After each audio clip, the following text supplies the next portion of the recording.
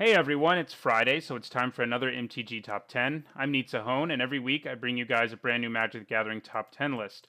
This week we're looking at a specific creature type, something I've done once before here on MTG Top 10 when I did zombies a few weeks ago, but this time we're going with a little bit more obscure of a creature type, horrors. Believe it or not, 161 horrors have been printed in Magic's history. From those, I'm selecting 10 who have made the biggest impact on competitive Magic scenes throughout all of Magic's history. So let's go ahead and get started with my honorable mention.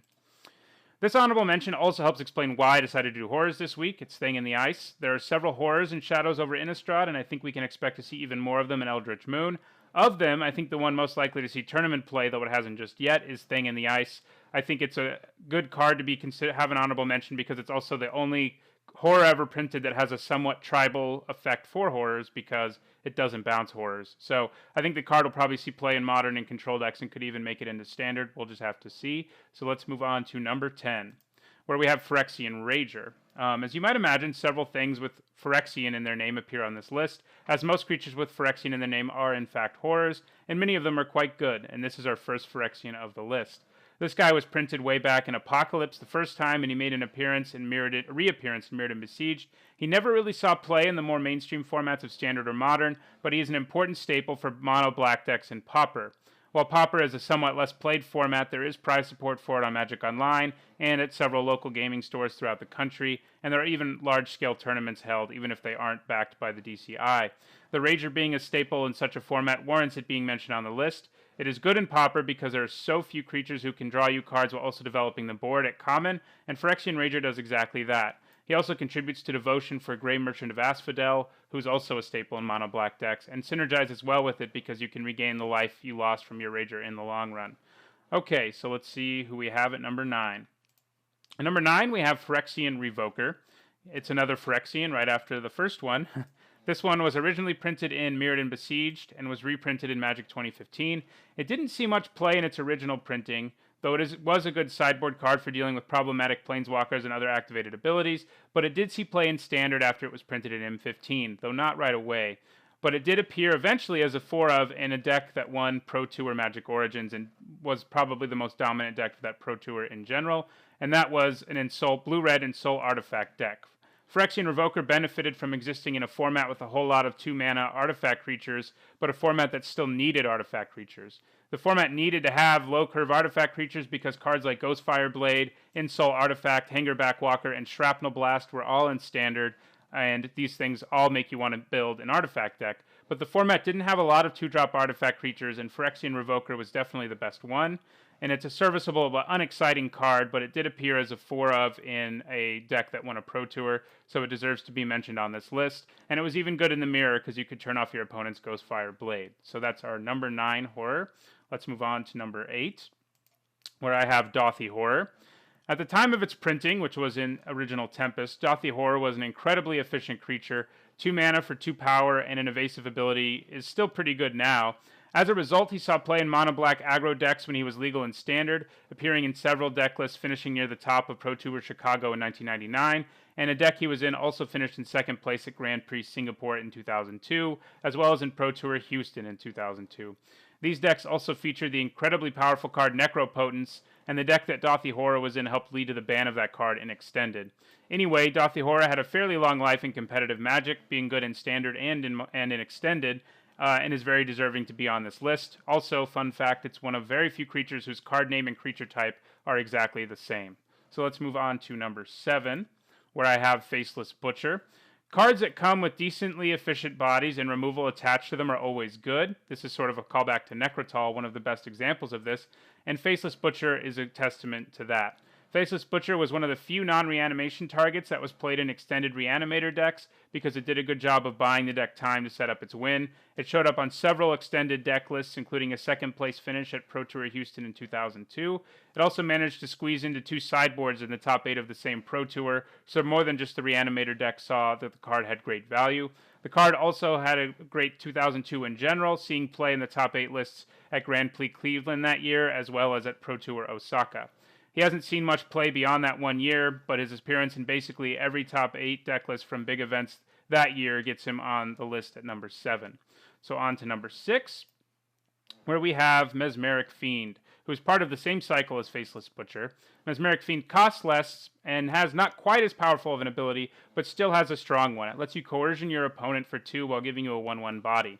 We recently had Brain Maggot, more recently in Standard, who was functionally a reprint of Mesmeric Fiend, and Mesmeric Fiend saw play for the same reason Brain Maggot did, because it was good at efficiently disrupting your opponent's hand in the early game. Yes, they got the card back if they killed your Fiend, but if they had to use removal on your 1/1 just to get a card back, you usually felt pretty good. The disruption this little guy wrought was pretty awesome, and he saw a lot of play in Standard of his day, doing really well in 2002, just like Faceless Butcher, appearing in the sideboard and main board of a bunch of top 8 decks of Pro Tour Osaka and Pro Tour Nice, and even making a strong appearance at Worlds that year in decks featuring Braid's Cabal Minion. Like Faceless Butcher, once the Fiend rotated out of Standard, he didn't see much play, but that 1 year was pretty great. On to number 5. At number 5, after these 3 very old cards in a row, we get to one that's fairly new, at least it's legal in Modern, and that is Plague Stinger. Plague Stinger saw play in a powerful Infect deck and Block Constructed, but that's not why it ranks so highly. It's because Plague Stinger also makes it into Modern Infect strategies as well. It turns out an evasive threat with Infect is something that has to be answered immediately against decks that can cast stuff like Become Immense. A Sultai, or Bug if you prefer, Infect deck featuring Plague Stinger as a 4-of won Grand Prix Boston in 2014, and the top 8 of Grand Prix Singapore in 2015 also had an Infect deck featuring Plague Stinger. It's still being played actively in Modern Infect decks right now, and sees plays in any of them that decide to run black. Basically, Plague Stinger, granted with the help of some pump spells, has won a lot of games in Modern. Who knows? Plague Stinger could even move up on this list if Infect becomes even better in Modern. On to number 4, where we have Phyrexian Negator. We've talked a lot about the year 2002, and in doing my research for this list, I've concluded that it was probably the best year in Magic history to be a horror. Phyrexian Negator, along with Faceless Butcher and Mesmeric Fiend, saw a lot of play that year. However, Phyrexian Negator was also pretty good before those two even existed. Phyrexian Negator does have a very real drawback, being a 3-mana 5/5 with Trample. It has to have a drawback, and its drawback is huge. For every 1 damage it takes, you have to sacrifice a permanent. And that is a huge drawback. It's something that probably would not be able to see play right now, in Standard even, unless a deck was really dedicated to being built around it. But when this was printed, a 3-mana 5/5 with Trample was so efficient that it was worth playing. It was originally printed in Urza's Destiny, by the way. The Negator appeared as a singleton copy main board in the deck that won the World Championship in 1999, and John Finkel ran 2 Negators in the main board of a deck that won the U.S. Nationals in 2000. The plan of decks that ran it was to make your opponent discard all remover or creatures from their hand, basically any interaction they had, using various spells like Unmask, which was a free discard spell, and then use removal to clear the way for your Negator to quickly win the game. The combination of Disruption and the efficient Negator was very hard to beat, and is the reason why the Negator did so well from 1999 to 2002. Also worth noting that in the early days of Extended, you could drop this monster on turn 1 with Dark Ritual. Just think about that for a second. In any format, if this was a 1-mana card, it would see play. Anyway, now we will go on to number 3, where we have sort of the mirror image of this card in Phyrexian Obliterator. Phyrexian Obliterator kind of makes Phyrexian Negator look like a joke. He is harder to cast, really only playable in mono black strategies or in decks that have a lot of fixing, but it has the same size and the trample of the Negator. It's clearly a callback to that, but it makes your opponent suffer the drawback. It makes your opponent sacrifice permanents for each damage they do to the Obliterator. This card is the definition of a must-kill creature, as if you can't deal with it, you are virtually guaranteed to lose the game. Surprisingly, he didn't see a huge amount of play when he was in Standard, perhaps because he was so difficult to cast, but a deck running the Obliterator in Standard did finish in 4th at Grand Prix Baltimore when he was in Standard. He did show up in Modern with a strong showing at Pro Tour Born of the Gods in 2014, and while his play has been limited in Modern because so many people prefer to play 2 or 3 color decks, and the Obliterator can be somewhat taxing to play in decks like that, I think the Obliterator does have a case, though, of making appearances in the future of Modern as well, just due to its raw power. I'm a little surprised no one's really tried out a mono black Devotion deck with him, because I think that could be a pretty good deck. So from number 3, we go to number 2, which is Icarid. This card is kind of obscure to anyone who hasn't been playing for a while, but if you were playing Extended in the mid-2000s, you undoubtedly remember either playing a deck that focused on winning the game with Icarid or losing to it. Icarid didn't see much play, although like many other horrors, it did see a tiny bit of play in 2002 in decks wanting to take advantage of Braid's Cabal Minion, But then Wizards came out with Ravnica Block, and that made Ichorid a pretty broken card. It brought Ravnica Block included the mechanic Dredge, which said any card in your graveyard that has Dredge, you can discard that many cards from the top of your library to put that card back in your hand, so you could fill your graveyard incredibly quickly. And the Dredge mechanic easily allowed players to stock their graveyard with tons of creatures, including the Ichorid, and constantly bring back Ichorid for no mana cost at all. Now remember, this is before Path to Exile existed. There was very little removal that could exile a creature. Ichorid would not be as good today because there's so much of that, but there wasn't that then. The deck would usually just kill you in the end with Ichorids that have been reanimated for about the 15th time, and if it couldn't kill you with Ichorids, the deck also ran Psychotog, one of the best creatures of all time, so it was a very dominant deck. It was a scary thing to face down, and the deck had a slew of impressive performances after Dredge came around, finishing in multiple spots of the top 8 at Grand Prix Charlotte in 2005. And it also has seen play in Vintage, the most powerful format in Magic, having placed in the top 8 at the Star City Games Open Richmond in 2007. And the Vintage versions of the deck don't even run any mana. They just mill themselves for free and then get back their Ichorids and kill people by turn 4. Unfortunately, while Ichorid was briefly an incredibly dominant deck, once people started throwing Graveyard Hate in their sideboard, he stopped being so good. People were unprepared for an Ichorid deck when it first came around. But he was briefly the namesake of the best deck in Extended, and that means he deserves the number 2 spot on this list. Now, who do we have at number 1?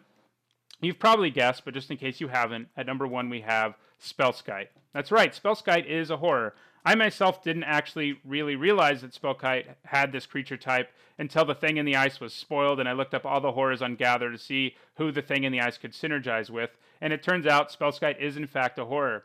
If I were to take the time, as I've done with most of the other horrors on this list, to talk about all the top 8s it's made, it would take an incredibly long time because this card is basically a staple in Modern, being playable in any deck because it's an artifact. So I'll just tell you that it's appeared in top 8s at least dozens of times. That's vague, but it's more than that, probably. And it's appeared in all kinds of decks. It shows up in affinity decks, either mainboard or sideboard, because it's an artifact and because it's just very good. Its ability is good in any deck because it can redirect any sort of removal spell. It can redirect several other spells as well. In its prime, it could turn off the Splinter Twin combo because it made you target your Splinter Twin at your opponent's Spellskite. It's very good against Infect because it stops Infect decks from being able to pump the creatures they want to, and you don't even have to leave mana up. And on top of that, it's a 2-mana 0/4. It even showed up recently in the incredibly dominant Eldrazi decks that ended up having to get banned out of Modern, basically, and Spellskite was the only creature in the deck who wasn't Simian Spirit Guide, who wasn't an Eldrazi. So basically the only creature in the deck that the deck actually wanted to cast who was not an Eldrazi.